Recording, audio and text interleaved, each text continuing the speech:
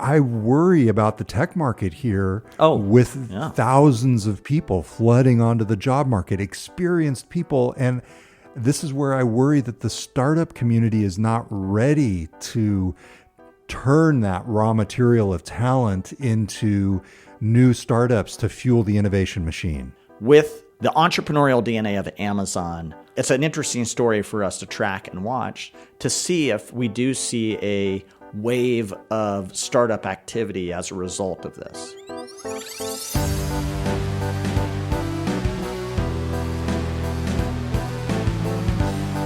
Hi, and welcome to GeekWire.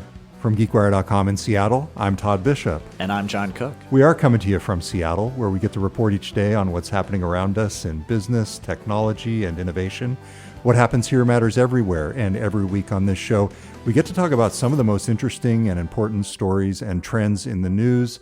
John, it's great to have you back on the show. Love being back. It's been a while. Great to see you, Todd. We are the co-founders of GeekWire, and longtime tech journalist. John is more on the business side these days, but I am able to pull him in for his broader perspective. And when we get to talk like this, I love it. These are some of my favorite shows. And later on, John, I'm going to be asking you to turn on a bit of your inner tech crank because we're going to be talking in the third segment. I got a hot take. Stick around, folks. The third segment, we're going to be talking about high-speed rail and the Cascadia region and the efforts to connect Portland and Seattle and Vancouver. So that's coming up. Save it. Okay. I can tell you want to jump in right now. Yeah. Okay. I wanted to have you on, especially this week, because it's kind of a moment right now in Seattle tech. There is so much going on in different directions, and I was struck by the juxtaposition of the Amazon layoffs this week with the enthusiasm that we saw at some of the events that we went to. But before we get to that, I want to talk about a couple of things we got going on here at GeekWire, including a preview of some upcoming shows. First, the GeekWire Gala is coming up on December 11th in Seattle. You are immersed in this world, John. Tell folks about the gala. It is a fun party for the tech community, and so come on out and join us.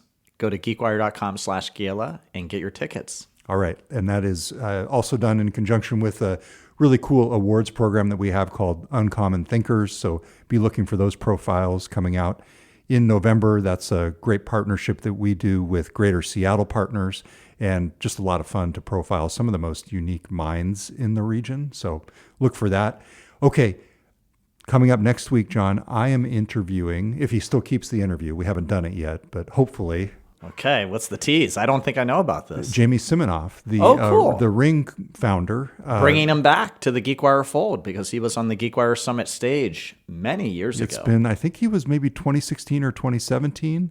That might have been. It was a good interview. I thought he was. Yeah, he's very unvarnished. I've actually had some recent conversations with him, so I know he's still very much the same hard-charging entrepreneur, even though he's just returned to Amazon.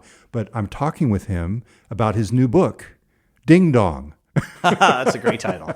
There's a great subtitle that I don't have in front of me right now, but I'm a few chapters into the book already, and it's a great read. Really, just a deep dive entrepreneurial story about Ring and other things that I haven't gotten to. So this will be yet. An upcoming podcast. Yes. Okay. Yes. Wow. Also, John, you recently had a fantastic conversation with David Shim, the CEO of Read AI, who is really immersed in the world of AI models and assistants. And I've caught parts of this conversation. It was recorded at an Accenture dinner that we hosted. And let me tell you, it is so packed with great inside information.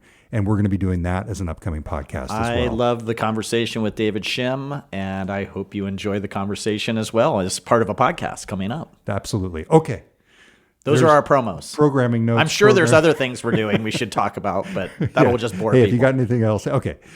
This was a crazy week. And as I mentioned, it was the Halloween week. Yes, maybe that's it. Yes. Scary week. I don't think Mercury is in retrograde yet, but it felt like it. I mean, you had this weird juxtaposition, as I said, of Amazon's layoffs. Amazon announced on Tuesday that they were laying off 14,000 corporate employees.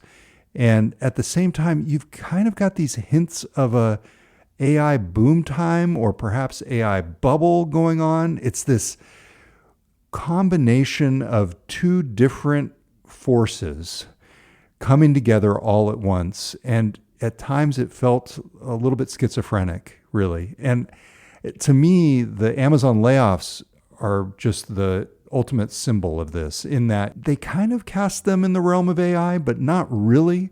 It was clear that Andy Jassy, the Amazon CEO, just sort of saw this more as a way to become more efficient and to make Amazon, as he puts it, the world's largest startup again. And he actually You mean it's not day one? You know what? It must be day two if they're doing these things. Right? It's funny because it's been a while since I've heard them use They don't use day one much anymore. They don't. I think they realize that it might be day three, Day three, I don't know. That's going too far. That's too I'm far. Sorry. Okay. So Amazon then on Thursday announced really blockbuster earnings in a lot of ways. They not only beat expectations, which most of these companies do these days. I feel like it's a little bit of a game that happens where Wall Street might, lowball things, and then the companies come in and beat it and their stock goes up. But anyway, that's a whole other issue. But also they really gave a lot of reassurance and showed in the growth of Amazon Web Services that it seems there is actual demand for this AI infrastructure that they're building out and spending tens and tens and more than $100 billion on this year to create. And that's really the fundamental question right now in the industry is, with Microsoft and Amazon and OpenAI and Google building out all of this infrastructure, will there ultimately be the revenue from their customers for the startups that are building on that infrastructure, just in the ecosystem in general, to justify that spending? And Wall Street says yes. Apparently, Jerome Powell, the Fed chair, is even weighing in on this and raising it as one of the issues that has him concerned about the economy. I mean, it's reached that level. What are your thoughts on the bubble question? It's a bubble. Okay. And? Yeah. Enough said. Drop the mic. It is. I mean, you're seeing crazy valuations. You're seeing unusual financial arrangements between companies. Yes. The New York Times had a great story on OpenAI's deals with Microsoft and CoreWeave and all these other companies in terms of how it's structuring their financial arrangements to fund all of this. And that, if there are any red flags that go up, that's a red flag for me when you start to see unusual financial arrangements being used to fund all of this. And Sam Altman from OpenAI had a really interesting quote in that New York Times story. He said, "There's always a lot of focus on technological innovation. What really drives a lot of progress is when people also figure out how to innovate on the financial model." Yeah, maybe. But to me, when I hear that, I think that has led us down paths that have typically ended in bus cycles, and things that dead end. Was that a quote from the Enron deposition? Yeah, exactly. It's like, those are the things I think about. I think about the housing crisis and mortgage-backed securities. I think about the run-up in the stock boom during the dot-com, Enron. These are the things crypto, these are the things that come to mind when I hear that quote. None of those are positive things or outcomes. So I do think it's a bubble. I think it's every one of these things is different. The dot-com bubble looks different from what happened with the housing crisis and the financial collapse around that. So these all take on very different components, and we're not sure how this is going to play out, but I do think things are overinflated. Now, let me give you the contrarian view as somebody who listened to the Microsoft and the Amazon earnings calls this week and pored over Google's financials. Amy Hood, the Microsoft CFO, essentially said they thought they were going to start catching up with demand at this point. They're building out the data center capacity for Microsoft Azure. We've been short now for many quarters. I thought we were going to catch up. We are not. Demand is increasing. It is not increasing in just one place. It is increasing across many places. We're seeing usage increases in products. We are seeing new products launch that are getting increasing usage and increasing usage very quickly. When people see real value, they they actually commit real usage. And I sometimes think this is where this cycle needs to be thought through completely, is that, when you see these kind of demand signals and we know we're behind, we do need to spend.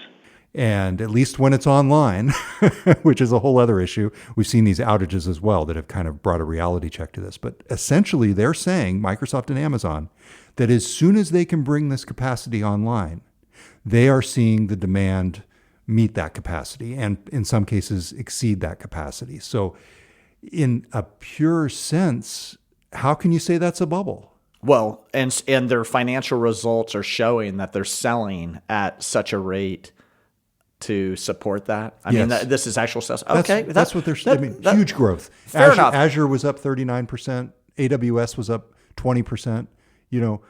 Massive growth on big businesses. So far, at least. But is that the AI boom, or is that just companies that are still transforming them, doing the digital transformation from traditional, there are still a lot of companies that are transitioning from like mainframe computers to the cloud. They're still catching up with the last technological wave. I'm not convinced that this is all AI spending. I still think AI spending is still just a very small fraction of this, and that's just my outsider take. I haven't dug into the numbers like you have. Well, but I think there's a lot of this is just that kind of some legacy technology that's people are getting caught up with. I think there's a lot of merit to that. And frankly, listening back or thinking back to some of Andy Jassy's keynotes at reInvent back when he was the AWS CEO, this was what he kept saying, was the industry is just scratching the surface of the conversion of traditional IT workloads into just basic cloud workloads. Yeah, I don't think we've even gotten to third base on that. Yes. We're probably between first and second base on that. Right. Since we're in the World Series era, I'll use the baseball analogy. But, I can't remember if it was Brad Smith from Microsoft or who. But you've heard this quote over and over again, and I'll paraphrase it. But the idea that AI is overhyped in the short term, but it's underhyped in the next 10 years. And yes. I think that's probably accurate. And so these companies are making these gigantic bets that in 10 years, this is going to be an even bigger deal. And I think that's valid. And so I don't want to be like this naysayer of AI, like this isn't a big deal. I do think it's a big deal, and I just think it is overhyped, and there's some weird financial things going on with it right now that leads me to believe that in the short term we are in a bubble. Longer term, this is what happened with the .com boom and bust. Over time, a lot of those, Pets.com, which was made fun of in 1999. There's a very successful business, Chewy now, or Amazon, that sells all this stuff online that's very successful. And so it does catch up eventually, but I think right now we're in a bubble. Microsoft also gave themselves some certainty this week with the OpenAI deal that they signed. And this was a fascinating moment of financial engineering, to use the same theme you were talking about earlier. Microsoft got a $250 billion commitment from OpenAI to buy Azure services long-term. Everybody got more flexibility, and Microsoft got its stake down into the, I think, 28% realm. Might be 27, I'm forgetting the exact number. But that was an interesting moment that lifted Microsoft stock, and to the point that you just made, like Microsoft surpassed a $4 trillion valuation on that OpenAI deal. Wall Street, once that cloud was lifted, was able to say, okay, now we can have some certainty around Microsoft's relationship with this major AI player, perhaps the most important AI player. And there you have it. The stock ran up. And I think that was more potential signs of a bubble. Yeah, the biggest sign I saw was a story actually on GeekWire. Amazon's Anthropic investment boosts its quarterly profits by $9.5 billion. This, to me, is what signaled a bubble in a big way, because Amazon had a blockbuster quarter, and they produced some fantastic profits, even with the layoffs earlier in the week. Yes. But if you look at the numbers as we did, and I can't remember, Todd, if this was you. It was you me. Wrote, okay, couldn't recall if this was you or Taylor who wrote the story. But a significant percentage of their profits was largely tied to the valuation increase on Anthropic. And this is, now to me, that's just crazy. And this that is was crazy. A result of Anthropic raising a new funding round at a higher valuation, which resulted in Amazon's stake in Anthropic being worth more. Basically, it had to account for that increase in value as non-cash profit. So basically, some venture capitalists who've thrown a ton Yes. of money into Anthropic and have inflated this crazy valuation on the company is leading to a significant $9.5 billion profit Of Amazon. Of Amazon. That just doesn't seem right. Okay, now here's the twist in this story. You know how we found that story? And Taylor found this I'm story. sure AI. Yeah. we took Amazon's earnings release, and this has become just something we do as a matter of course. You know, we're reading it and we're listening to the calls and we're doing all the legwork, but you're also getting a little bit of help. And this was one line in Amazon's earnings release that we may not have noticed otherwise. And ChatGPT flagged it and said, here's something that's interesting when we asked it to look at it. And to put it in perspective, quoting from your story, so that $9.5 billion paper gain coming from the Anthropic investment, you compare that to Amazon's most profitable business, Amazon Web Services, it generated $11.4 billion in quarterly operating profits. That's right. Pretty. The valuation of Anthropic, the increase of valuation in Anthropic is almost worth all of the profits of Amazon Web Services. The big difference being That's this ridiculous. is not cash in the door for the quarter. It is an accounting change. It's an accounting, but it's just crazy. Yes, I agree. It's crazy. Yeah, there are certainly some bubbly signs in the midst of all this. Okay, on the flip side, there is a real human cost that we're seeing. And let's talk about that when we come back. And I'll have a clip to play from Andy Jassy from the earnings call on the topic of the company's layoffs. We'll be right back. Welcome back. It's Todd Bishop. I'm here with John Cook this week. All right, in the midst of this boom, Microsoft laid off thousands of people a few months back. And now, just this week, Amazon laid off 14,000 people in its corporate workforce. And just so people know, the corporate workforce, when you say that, it's basically anybody sitting at a desk in South Lake Union or Virginia, increasingly, as it basically is distinguishing. Bellevue. Yes, Bellevue. That's increasingly.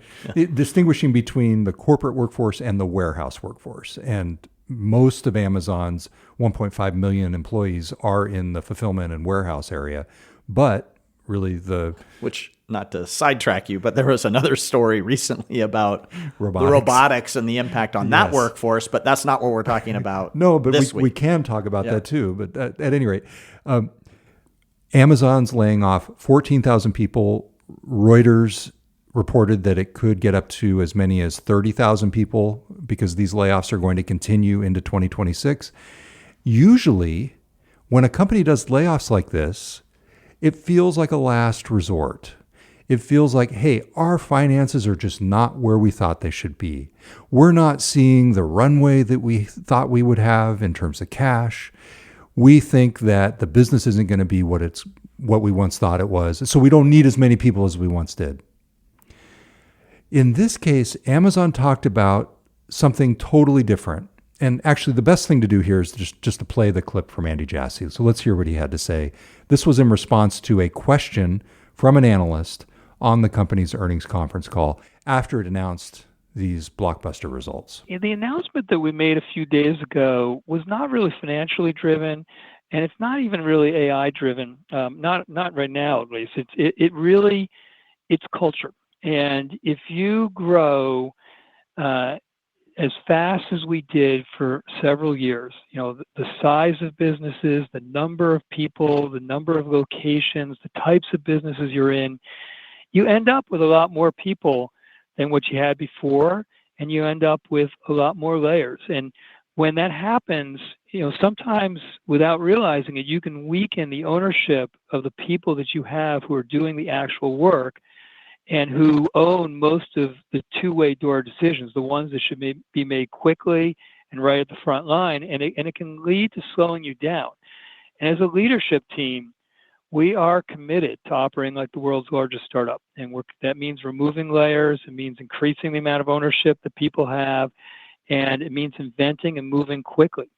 And I don't know if there's ever been a time in the history of Amazon or maybe business in general with the technology transformation happening right now, where it's important to be lean, it's important to be flat, and it's important to move fast. And that's what we're going to do.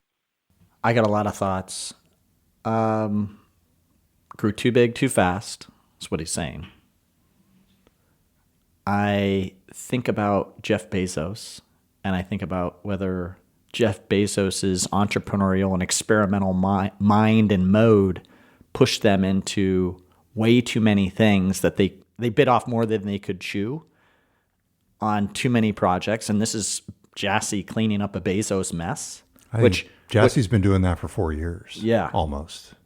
I hear we missed the AI wave, and we're trying to make ourselves lean and more startup focus in order to get back our mojo so we can compete in that arena. I hear all of that except for the implicit acknowledgement that they missed the AI wave. Where are you hearing that? What was it? The technological era we're living in now requires us to be more startup focused. To me, that was what I hear is we had all these, we hired all these smart people. We had all these great minds working for Amazon, and we got too bloated. And as a result, we missed the startup opportunity that was in front of us, which was AI.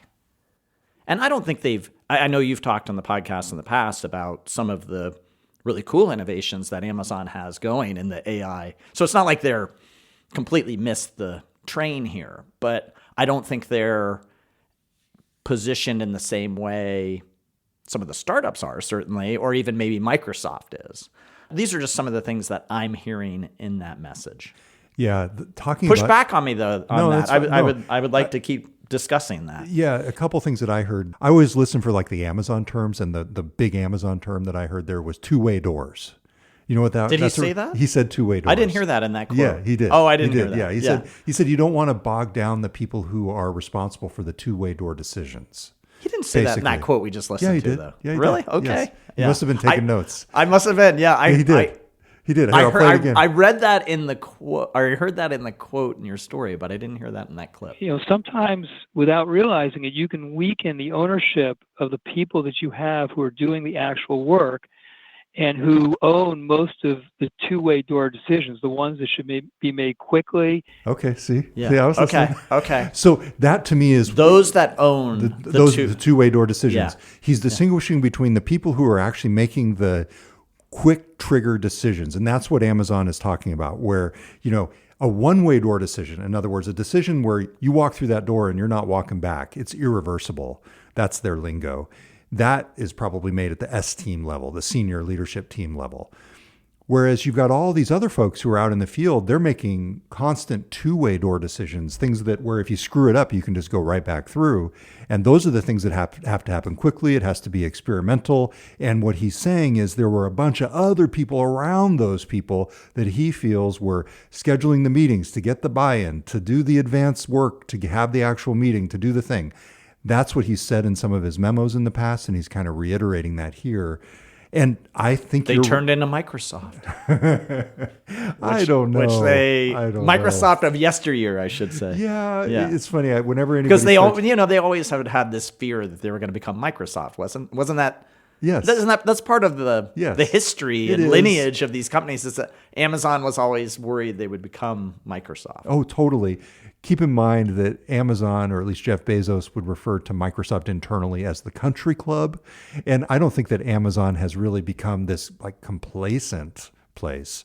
I think they're very ambitious still. They're not the place where you go out to pasture, which Microsoft might have been, 10 years ago or whatever. I do think, though, that their efforts to see their ambitions through to something successful and impactful have been, at least in Andy Jassy's mind, hampered by all of the bureaucracy around them. I think that's the point. So it's a little bit different from Microsoft in some ways. Interesting. The other point I would make is, AI is also a very nuanced thing. And I think in a very simplistic black and white way, it is easy to sit here and say, yeah, Amazon has been on its heels in AI. Alexa is not what it could have been had they been able to move more quickly to a true conversational AI, and they're not even quite there yet right now with Alexa Plus. OpenAI was the innovator. They're partnering with Microsoft. Amazon had to catch up with Anthropic and Claude. And so there are those storylines. But then at the same time, they've got Bedrock, they've got SageMaker. They're building on their cloud base. They came out with the Nova models last year. And you could say, yeah, the Amazon Nova isn't quite what, it's not exactly even a common thing that you hear people talk about in the industry. It's nuanced. It's nuanced. But then you've got Kiro, Amazon Kiro, which is this framework that's been built around vibe coding. And from what I understand, and I've been meaning to follow up with this team, but it's like this sleeper hit where they're having a hard time keeping up with the demand.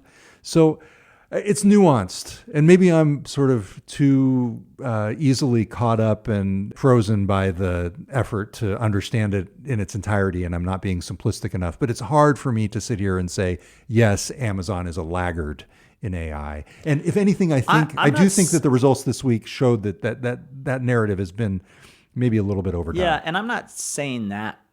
You're asking what I heard there in the comments, and I heard an element of they're thinking we need to get leaner so we can innovate faster. And where's the key innovation that's happening in technology right now? It's AI. Yeah. And that's what I think he is saying. In the meantime, you've got this human toll. I mean, I worry about the tech market here with thousands of people flooding onto the job market, experienced people. And this is where I worry that the startup community is not ready to turn that raw material of talent into new startups to fuel the innovation machine. Well, this actually just came up as Todd, as you know, I host a number of these dinners with executives and leaders in the Seattle tech community. We actually hosted one this week and wasn't related to this topic at all. But one of the comments that was made was, we're at a unique moment in time right now in this city with what's happening with the tech industry, in part because of the layoffs and in part because of what's happening in AI.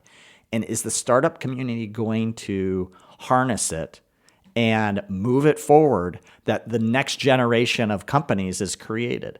Now, I've said for the longest time, Amazon is one of the most innovative, creative companies. And what's baffled me over the many years of its history is that it was able to stay so lean and innovative throughout its history. I couldn't believe the things they were pulling off and how entrepreneurial the company is. That was Bezos. Yeah, that was Bezos. This was Bezos. It was very entrepreneurial. So if the people that were hired there truly are of that DNA, frankly, they should make fantastic entrepreneurs. There should be an entire class and generation, and I'm not saying all 14,000 of these people, but you get 10% of that, or you get 5% of that, that's a lot of entrepreneurial energy, largely because a lot of these layoffs are in the Seattle area, into the Seattle ecosystem.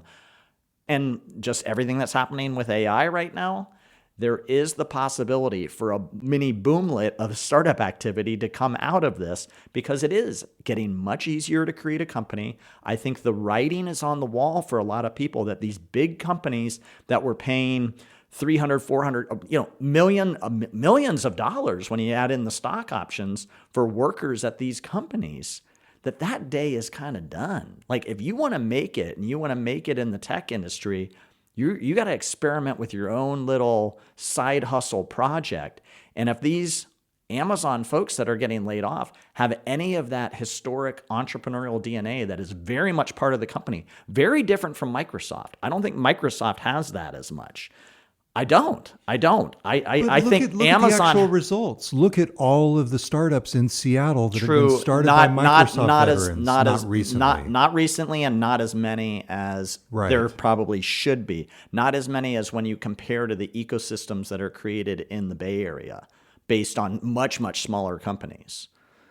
You look at the PayPal mafia. PayPal was nowhere near the size of Microsoft, and look at the impact it's had on the venture capital and startup community. Right, Massive. Microsoft had that DNA though that spun out that created those entrepreneurs in like the late '90s, early 2000s.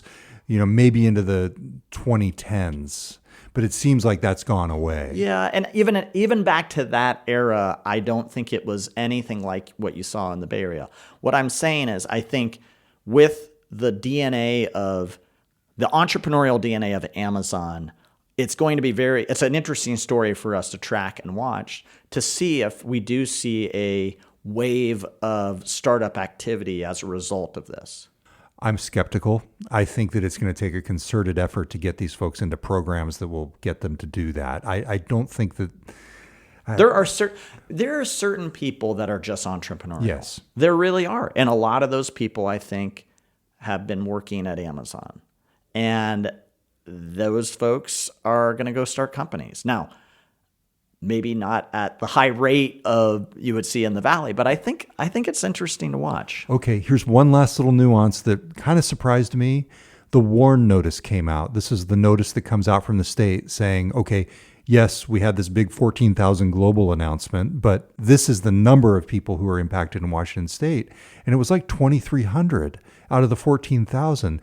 That surprised me. I expected it to be at least half. And I didn't know what to take from that. What do you think? Yeah, maybe there's a large population of the corporate workers who are in Arlington or international, I guess. And then there was another nuance in the middle of that, which was of the 2,300 or so, a big chunk of them, more than 600, were software engineers. So here you have Andy Jassy talking about reducing layers of management. And the way I read the filing and the way Taylor Soper, GeekWire's editor who did the story, read the filing was, no, there's a large chunk of this that's individual contributors. So there's a lot. Which ties into maybe the AI theory that yes, actually they're preparing for less engineering talent because they don't need AI, it. Because they don't need it. And I guess counter to the argument I was making before about the entrepreneurial DNA, if you are letting go of middle management, maybe those aren't necessarily the people that are going to go and start companies. It's the all-star engineer or maybe an executive. So maybe that 600 number is good. In other words, those software engineers are the ones who might come out and say, here's my idea. In all this, I think the point you made is fantastic, that if ever there was a time for there to be a startup boom, this would be it, not only because you've got these people flooding the job market or the talent market, but you've also got the fundamental force of AI unlocking the potential that would not have been there before in terms of what one person or a small team of people can accomplish with technology in the business world. Just say amen. Amen. All right. Hey, let's talk about Cascadia and high-speed rail. Enough with this AI layoff stuff. We'll do that when we come back. You're listening to GeekWire, and we'll be right back. Okay, John, one of the things I got to do this week was moderate a really interesting panel at the annual conference of the Cascadia Innovation Corridor. It was about cloud, AI, and quantum. It was actually super cool. Throw in like synthetic biology and some other stuff there, right? Well, it's like what other stuff can you? Well, space travel, exactly. Come on. Maybe that throw in a bunch of other stuff. It was super. You've interesting. been very busy, by the way. How are you holding up? I'm ready for because the weekend. you had the AI week. You were on a panel. Yes. You were just down in the Bay Area for some Amazon. Yes. You holding up? I'm ready for the weekend. Ready for the weekend. Gosh, you've been busy. Yes. Okay. The bigger picture theme of this conference and this organization, which has been around for a number of years, it was kind of inspired by Brad Smith. It's led by Chris Gregoire, the former Washington State governor. The idea is that Washington State, Seattle, Oregon, Portland, and British Columbia, Vancouver, really are one big mega region. And for business purposes, they should be connected. And the whole idea of this organization is to enable that. And they do it in both practical ways, transportation. They also think about it in, terms of just big picture ways, economic development and ways they can work together to attract new business. But one of the big themes is one of my favorite topics, which is high-speed rail. This notion of being able to get from Portland to Seattle in an hour and then Seattle to Vancouver, BC in an hour on bullet trains that are very popular and very successful in China in particular. Japan, Europe. Yeah. Yeah. Let's listen to the pitch for this. Let's just imagine the reality that we could all be living in someday. Imagine traveling from Portland to Seattle in an hour, or from Seattle to Vancouver faster than it takes to drive across town. Imagine connecting students and researchers, businesses, communities quickly all across our region. So you take all that and you take the opportunity of high-speed rail, and it is a recipe for success. This is the promise of Cascadia High-Speed Rail. By 2050, nearly 4 million more people will call Oregon, Washington, and British Columbia home, intensifying traffic congestion, the high cost of housing, and the impacts on our quality of life. We already have congestion on our highways now. We can't accommodate another 30% increase in population and shove all those people in the transit system through individual cars on freeways. It just won't work. Everyone who lives in the Cascadia region knows the little piece of their soul that's lost every time they're sitting in grinding traffic on I-5. This is going to take that stress out of the equation. Are you on board, John? I'm not on board. You know I'm not on board. All right, tell me what your problem is with this. What is your problem? I love the idea of having high-speed rail across not only the Northwest, but other parts of our country. I think it is a lovely concept, and I would use it and participate in it, and I'd like to see it happen, I guess. Here's my problem. I think this is a solution in search of a problem. I don't think these business communities are connected really at all right now. When was the last time you had a substantive business conversation with somebody in Portland related to a story or GeekWire or anything? And then ask a venture capitalist that same question. And then ask somebody who's working on cloud technologies at Microsoft or Amazon that question. It doesn't. We are very disconnected as a business community from especially Portland. Vancouver, not as much, but especially Portland. There's a disconnect. Oh, 100%. I mean, we have tried hard. We've even tried a GeekWire to create these bridges and back and forth, and we cover the Portland ecosystem. The people in that community don't partner or work with the people in the Seattle community. It is very little cross-pollination between those two business communities. And your point is that there's far more cross-pollination between Seattle and Silicon Valley and the Bay Area. Yes. San Francisco. Yes, 100%. The amount of meetings or conversations I have with people, I mean, every week, and I'm sure it's the same for you. I mean, you were just down at a conference in the Bay Area, because you were checking out some of Amazon's most creative new technologies. You didn't go to Portland for that. And I think you could probably spend every week doing that with the Bay Area. There is so much money and talent flowing between the Bay Area and Seattle. That is the corridor that needs to be promoted. Look, I mean, on GeekWire, we have a list of 130 or more engineering centers that are set up in Seattle that are largely Bay Area companies. Google, Apple. I mean, we can go through the list. Everything. Those aren't Portland companies that have an Now, to me, it makes a lot of sense if you had this would be a very expensive project. If you had high-speed rail between the Bay Area and Seattle, okay, that makes some sense. Well, California is going through its own rigmarole, and that's a whole other story on high-speed but rail. I just think, and it's so long-term, and it's just not the problem we need to be solving. So my point is, why aren't we putting more money into a secondary airport to get more air travel between the Bay Area and Seattle and other destinations? I mean, Seattle is a global city.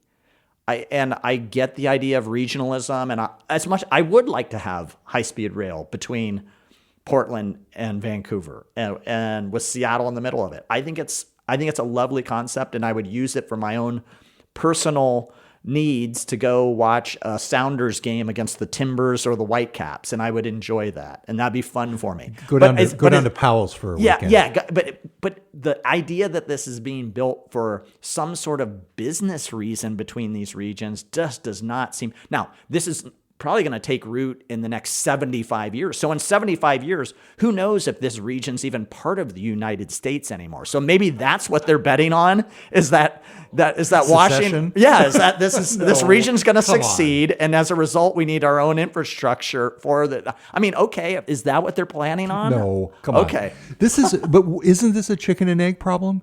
If there was a connection of this sort, wouldn't there then be more integration between Seattle and Portland in particular? Potentially there could be, but the ecosystem in Portland specifically, there is very little connection point there.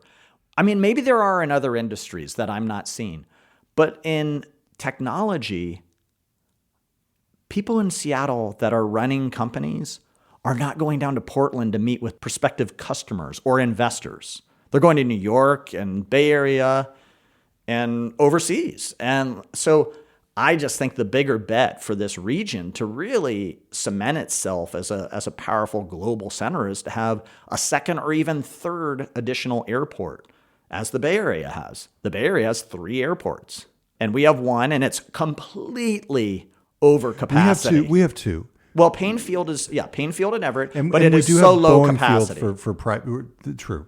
But I mean, making it a major airport, and there are efforts to do so, and I am 100% supportive of that. And I don't know if you've ever flown out of Painfield. I have a couple times. It's lovely. It's much easier. It's like going into Sacramento or Redding. But it needs to be about 10x what it is. Well, that makes it not so lovely. Well, build the capacity. Spend the money that you could on high-speed rail and put it into that. The thing that I love is the couple times when my family has splurged on the trip on the plane from Seattle to Vancouver. What I would love to see there is that become all electric, and I know they're pushing for that, and I think Harbor Air and Kenmore Air are testing that. And from my understanding, this group actually cleared the way for some of those flights into Vancouver way back in the day. So, I like that connection to BC in particular. BC makes a little more sense because I think Amazon and Microsoft have a presence there. And there's also the talent flow between another country and our country that's interesting. Yeah. I get that a little bit more. Do Seattle to Vancouver first and see how it goes. And then maybe add Portland but I just don't see it. Really, do you see any, I'm asking you legitimately, is there any real connection between Portland and Seattle business communities? What am I missing? Yeah, no. I'm probably not the right person to address this. I think it would be really interesting at next year's Cascadia Innovation Corridor annual conference to have a panel with Chris Gregoire, Rick Terrasi from Portland. Yeah, and sure. You could be up there, John, in the midst of their conference, challenging the very premise of their organization. I like the idea. I just don't think we are doing anything together to warrant additional investment in it. So one thing that we should say is, even if this does happen, Ray LaHood, the former U.S. Secretary of Transportation, spoke at the conference. Our colleague Kurt Schlosser was there to chronicle all this. And one thing that he cautioned was that many of those in attendance likely won't live long enough to see high-speed rail in the Pacific Northwest. So maybe, John, what they could do is at the very end of the car, they could have the John Cook Memorial Caboose. Okay. Spread my ashes along the way. Oh, all right. Well, I knew you really wanted to talk about this when I brought up my rant in the office the other day. Yeah, so in the Slack channel. Yeah, yes. Thanks for letting me get it off my chest. You're welcome. All right, everybody. Well, that's been a long conversation, but it was a big week, and I'm really glad we got to sit down and sort of make sense of it. Is there anything else that you wanted to get across, John? Are you dressing up for Halloween? I'm skipping this year. I really am. Have you got a plan in place? No. Yeah, I could have gone as the big dumper, but I decided not to. How many people are going as Cal Raleigh? A lot. All right. Well, I'm sorry I missed that. All right. Hope everybody out there had a great Halloween. Until next week, I'm Todd Bishop. And I'm John Cook. We'll talk to you next time on the GeekWire podcast.